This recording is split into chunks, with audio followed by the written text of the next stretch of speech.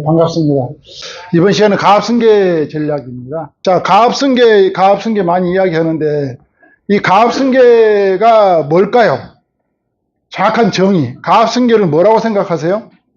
자, 가압승계는 뭘까요? 대표님들한테 가서 여러분들 이야기 많이 하잖아요.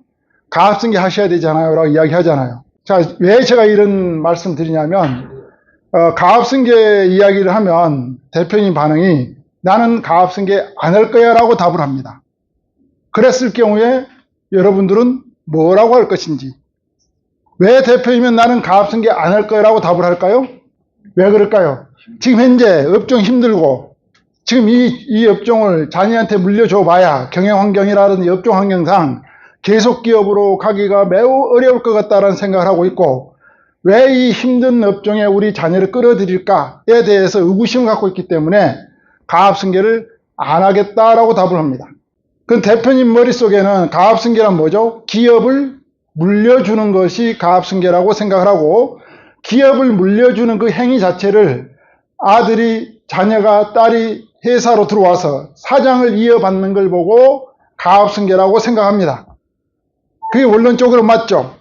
아버지인 내가 사업체를 운영하던 걸 내가 나이가 연로해져서 이제 후계자가 들어와서 내가 하던 직책을 이어받아서 사장을 이어받아서 경영을 이어받아서 계속 기업으로 갈 수 있는 가압승계라고 이야기하는데, 근데 요즘 환경이 너무 안 좋기 때문에 대표님들이 가압승계 합시다 그러면 안 할 거야 한다는 말이죠. 우리 자녀를 회사로 들어와서 경영을 계속하게 하고 대표이사 사장을 이어받게 해서는 안 될 것 같다는 생각이 들기 때문에 안 할 거라 그런단 말이죠. 그런데 가만 보면 법인에 보면 재무상태표라든지 이런 걸 보면 자산도 있고 부채도 있고 자본도 있단 말이죠. 자산 속에 보면 당좌 자산도 있고 현금성 자산도 있고 예금성 자산도 있고 매출 채권도 있고 재고 자산도 있고, 그러면 유형 자산이라는 게 있어요. 유형 자산이 뭡니까? 대표적인 게 눈에 보이는 자산. 그게 바로 뭐죠? 부동산입니다. 그럼 부동산도 주지 않을 거냐? 부동산도 포기할 거냐? 그런 문제를 이제 여러분들 질문할 줄 알아야 돼요.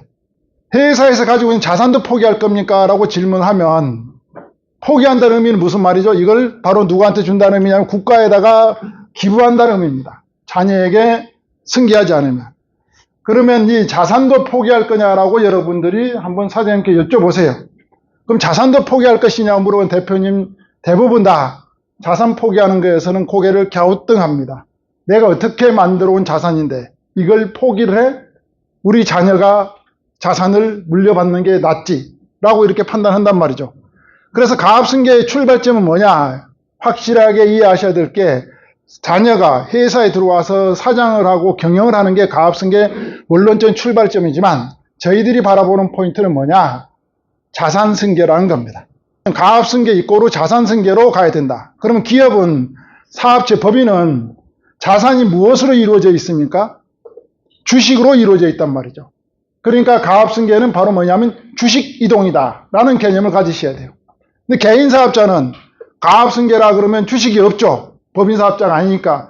그럼 뭐죠? 개인사업자 뭐죠? 자산권 이전이다 라는 개념을 가지셔야 돼요.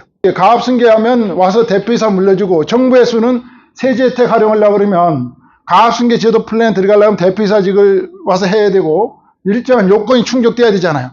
정부에서는 가압승계 지원 제도에 함몰되어 있기 때문에 가압승계는 안 할 거다, 힘들다 라고 이야기를 한단 말이죠. 근데 대부분 다 자산승계는 한다는 겁니다. 그래서 가압승계를 자산승계로 어떻게 풀어갈지에 대해서 오늘 할 이야기인 거고요. 또 두 번째는 뭐냐? 그럼 어떤 분들이 자산승계, 가압승계를 해야 될지, 가압승계나 자산승계를 할 때 애로사항이 뭐가 있는지, 어떤 문제점이 있는지, 어떤 리스크가 있는지에 대해서 이야기할 거예요. 이렇게 하고 난 이후에 이제 후반부에 가서 솔루션. 그럼 어떤 방법으로 자산승계를 가져가면 그 리스크를 해지하면서 합리적인 방법으로 승계가 일어날 것인가, 이런 거에 대해서 이야기를 할 겁니다. 세미나, 이게 이제 6월 18일 날 세미나를 한답니다. 이거는 이제 대표님들을 모셔다 놓고 대표님들이 가져갈 수 있는 아주 소중한 정보입니다. 대표님들이 세미나에 오셔서 차명주식에 대한 정보도, 차명주식, 중소기업감 통합, 감자, 상속감자, 부동산 승계, 자본잉여금, 비과세되는 법인자금 세금 내지 않고 가져갈 수 있는 방법들, 뭐 저가 우선주란 신탁일, 중대재, 뭐 가압승계 이런 내용들을 가지고 대표님들한테 실행 사례, 실제 사례를 가지고 강의를 합니다. 그럼 그 강의 내용을 듣고 대표님들이 인지를 합니다. 아, 내가 평상시에 궁금해했고 내가 문제점을 안고 있는 내용들을 이 세미나장에서 해결해주고 있구나, 풀어주고 있구나 라고 인지를 하게 되면 구체적으로 여러분들과 같이 협업 모드로 대표님하고 들어가서 해결을 해주면 대표님들이 상당히 효과적으로 자산승계, 가압승계를 할 수 있는 바로 그 장, 기초장이 호텔 세미나장이다 라고 보시면 되고요. 이 조건 되시는 분들을 모시고 오면 된다. 이게 바로 이제 지난달 세미나장 모습입니다.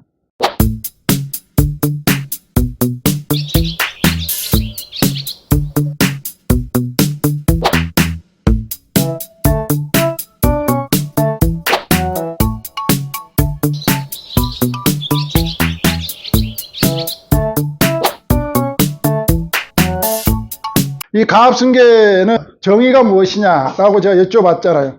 가압승계는 자산권 이전이다 라고 말씀드렸어요. 이 가압승계는 이제 기본적으로 주체가 두 개의 주체가 있습니다. 첫 번째 주체는 부모 세대, 부모가 이제 창업 세대라고 그러죠. 부모 세대가 있죠. 이 부모 세대가 회사를 창업을 해서 오랫동안 일궈온 결과 이제 자산이 늘었겠죠. 자산이 늘면서 뭐가 늘어났냐? 고령화가 됐단 말이에요. 고령화. 나이가 들었어요. 사람은 한 번은 이제 나이가 들어가면서 사만하게 되죠. 그래서 무한한 게 아니에요. 사람의 생명은 유한한 겁니다. 유한하기 때문에 이런 문제가 발생이 된다라고 보시면 되죠. 또 자산도 계속적으로 자산은 유한한 게 아니라 무한합니다. 자산은 쌓여가는 속도가 한계가 있지 않다. 무한하다.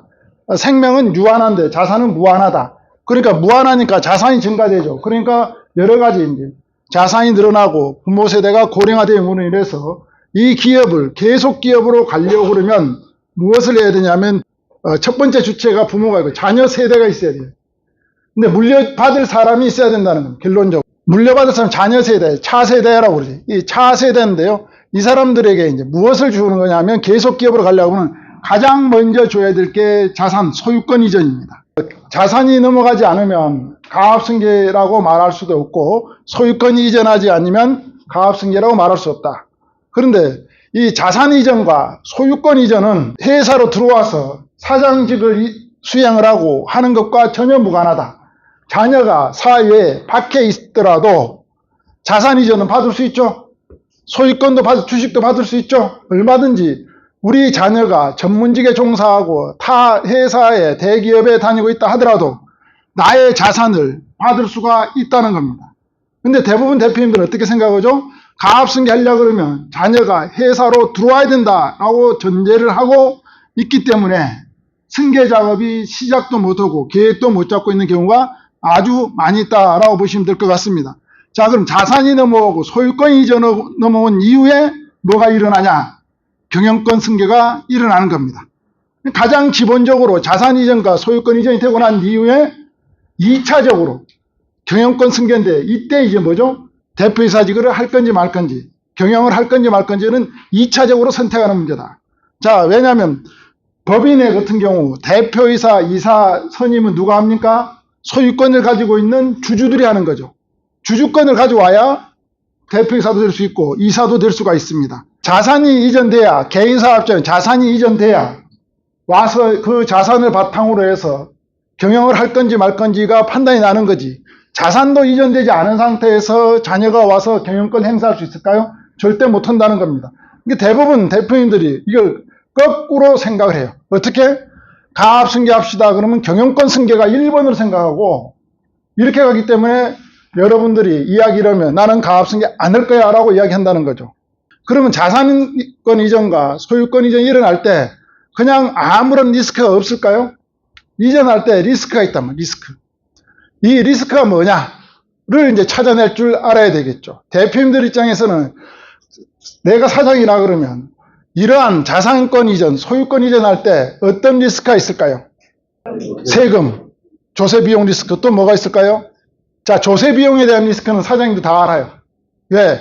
하도 주변에서 와서 주식 넘겨주는데, 자산 넘겨주는데, 부동산 승계 넘겨주는데 세금 많이 나오니까 어떻게 할 겁니까? 라고 전부 다 이야기해놨단 말이죠. 그러니까 사장님들이 여기에 대한 승계에 대한 리스크로서 조세 비용 리스크에 대해서는 누구나 다 알고 있어요. 키워드로. 그런데 지금은 트렌드가 바뀌었어요. 지금은 조세 비용만 달아서는 자산 승계를 마칠 수가 없습니다. 과거에는 기승전결 조세였어요. 이렇게 소유권이 넘어갈 때 이게 뭐가 넘어가는 겁니까? 법인사업자 같은 경우는 주식이 넘어가는 거죠. 그럼 주식을 과연 자녀 세대한테 몇 프로를 넘겨주는 게 맞을까요? 얼마나 100% 다 줘야 될까요? 50%만 줘야 될까요? 70%만 줘야 될까요? 40%만 줘야 될까요? 몇 프로 주면 될까요? 50%. 그냥 생각에 나는 대로 말씀하지 마시고 관련 근거가 있어요. 40%. 이거는 관련된 법률에가 있어요. 법률에 상법에가 나와 있어요. 상법에 보면 우리가 아까 주식을 주는 이유는 지배권 확보를 위해서 주는 거죠. 지배권 확보를 줘야 되니까 단독으로 후계자인 특정 자녀가 추후에 경영권을 행사했을 때, 주주권 행사했을 때 주변으로부터 방해받지 않고 나 단독으로 주주권 행사해서 내 마음대로 권한 행사를 할 수 있는 비율을 알아야 되겠죠. 그게 뭐냐면 이제 보통 결의와 특별 결의라는 게 있어요. 보통 결의는 뭐냐면은 임원, 이사, 선임이라든지 뭐 이런 걸 보고 보통 배당 결의 이런 것들을 보통적으로 하는 결의, 보통 결의 그걸 보면 과반 50%. 자, 그럼 대표님들은 이제 제가 이렇게 질문하면 50%만 넘겨준다 주면 된다라고 생각하고 계세요. 특정인한테. 근데 그건 보통 결의. 자, 특별 결의는 3분의 2입니다. 3분의 2를 얼마? 약 68% 정도를 가져야만이 그 사람이 주주권을 단독으로 행사할 수 있어요. 특정 후계자가. 그러면 왜 특별 결의를 하는 사례가 대표적으로 뭐가 있을까요? 기업을 보면 정관계정이라든지 그 다음에 기업의 합병, 분할, 감자, 뭐 증자 이런 것들 대해서는 대부분 다 특별 결의를 통해서 하도록 되어 있습니다. 이건 상법에 나와 있어요. 그래서 이 리스크는 뭐냐? 지배권 확보를 과연 몇 프로를 해야 되느냐에 대한 상법에 관한 리스크가 있다는 거예요. 그 다음에 또 어떤 리스크가 있냐면 자녀가 독수로 있는 경우가 있어요. 좀 전에 제가 말했어요. 1남 1녀, 또 2남, 뭐 2녀, 뭐 3남매, 뭐 이런 경우가 있겠죠. 이런 경우에 특정 후계자한테 1남에게 지배권, 소유권이라고 해서 68%를 딱 다 줬다 이거죠. 그러면 이 남의 사람은 형님은 68%를 가져가고 나는 32%를 줬다. 자녀가 거기에 대해서 불만이 있을까요? 없을까요? 있죠. 그걸 보면 뭐냐면 민법상 상속에 관한 제도를 이해하셔야 돼요. 법률적으로 똑같이 받도록 되어 있단 말이에요. 형이나 나나 차별하면 안 돼요. 똑같이 받도록 되어 있는데 이미 차별해서 줬잖아요. 근데 사장님 입장에서는 회사에 자녀가 둘이 들어와 있단 말이에요. 근데 1남에게는 68% 줬고 2남에 32% 줬으면 똑같이 일을 하는데 배당권을 가져갔을 때는 그 비율대로 가져가죠. 비율대로 가지고 1남한테는 68% 회사 이익금을 주고 평생 동안 2남한테는 이익에 대해서 32%만 주면 2남이 좋아할까요? 싫어할까요? 예, 아버지에 대해서 원망이 쌓여갈 수도 있습니다. 그런 문제를 리스크예요. 가족 간의 분쟁을 유발하는, 가족 간의 어떤 화목을 해치는 행위, 승계를 하면서 그게 다뤄지지 않으면 매우 올바른 승계가 갈 수 없다. 그게 뭐냐면 민법상 상속에 관한 제도를 체크를 하셔야 돼요. 그 다음 또 뭐가 있냐면요. 창업 세대, 부모 세대가 자녀 세대로 이제 자산권 이전해 주는데요. 요즘 기대 수명이 몇 세라고 그래요? 기대 수명이 100세 시대라고 그러죠. 그런데 지금 현재 대표님, 사장님이 나이가 70세라고 가정할게요. 70세에 자산권을 넘겼다고 가정을 하면 앞으로 몇 년을 더 살아야 됩니까? 30년을 더 살아야 돼요. 넘겨줬을 때 받은 자녀 세대에서 아버지를 아버지로 봐야 되는데 아버지를 아버지로 안 보는 사례들이 많이 있다는 거죠. 그랬을 경우에 아버지는 자산권 다 주고 힘 빠진 아버지가 된 상태에서 암울하게 30년을 살아야 된다는 문제가 생깁니다. 이거 어떻게 할 거냐는 거죠. 이건 뭐냐면, 그래서 제가 이걸 정의를 뭐라고 했냐면 나의 자산을 넘겨줌으로 인해서 발생하는 레임덕이라고 제가 표현을 합니다. 이 레임덕에 대해서 어떻게 컨설팅 하는 사람이 리스크를 잡아줄 것이냐가 돼야 돼요. 그럼 리스크를 다시 정리를 하면 조세비용 기본입니다. 조세비용보다 더 중요한 게 뭐냐? 나의 자산을 넘겨줌으로 인해서 발생될 수 있는 뭐죠? 레임덕. 내가 평생 일궈온 자산인데 자녀한테 확 줬다가 나의 안전에 문제가 생긴다는 거죠. 그게 가장 더 큰 문제는 세금은 차라리 내고 말지. 그래서 어떤 문제가 나오냐? 요즘 어떤 현상이 나오죠? 세금은 모르겠다. 자녀가 알아서 하는 거지. 내 대 내가 일궜으니까 내가 평생 잘 쓰고 가겠다라고 하는 분들이 있습니다. 그럼 뭐냐 하면은 세금을 포기해버린 거죠. 그러면 하나는 포기한 겁니다. 그리고 두 개 다 잡을 수 있다는 겁니다. 나의 안전과 세금과 다 잡을 수 있어요. 그리고 자녀의 화목과 조세법에 따른 조세 비용, 그 다음에 민법에 따른 리스크, 상법에 따른 리스크, 이런 것들이 통합적으로 잘 통제가 되면서 컨설팅이 진행돼야 계속 기업으로 100년 기업, 200년 기업으로 갈 수 있다. 사장님들이 나 자산 승계 소유권 이제 안 할까요 했던 분들은 이런 문제가 있었다는 거죠. 이런 세 가지 문제가. 그럼 이걸 해결해주면 넘겨줄까요? 안 넘겨줄까요? 넘겨준다는 겁니다. 이걸 그동안 주변 컨설팅 하는 사람들이 세 가지를 다 다루지 않고 기승전결 조세 비용만 다뤄버리니까 대표님들은 안 하고, 그럼 대표님들 뭘 하려고 그래요? 그래, 나 죽은 뒤에 해라. 그래서 이런 이제 가압승계 정의에 대해서 정확히 아셔야 된다라는 겁니다.